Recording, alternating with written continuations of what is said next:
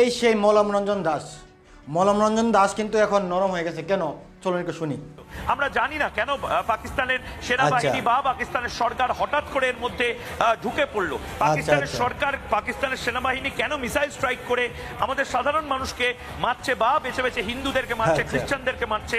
তার মানে এখন যেই মলমরঞ্জন দাস সবসময় মিন মিন মিন মিন মিন মিন চিং চিং চিং চিং চিং করতো, এখন সে বুঝতে পারছে। কি বুঝতে পারছে? যে পাকিস্তানে চাইলে ইন্ডিয়াকে টুকরো টুকরো করে দেবে। আর ওই জন্য এখন সেই মলমরঞ্জন দাসের মুখ থেকে সত্য কথা বেরিয়ে আসতেছে আস্তে আস্তে। আর কথাগুলো কিন্তু নরম হয়ে গেছে, কথার সুরগুলো নরম হয়ে গেছে।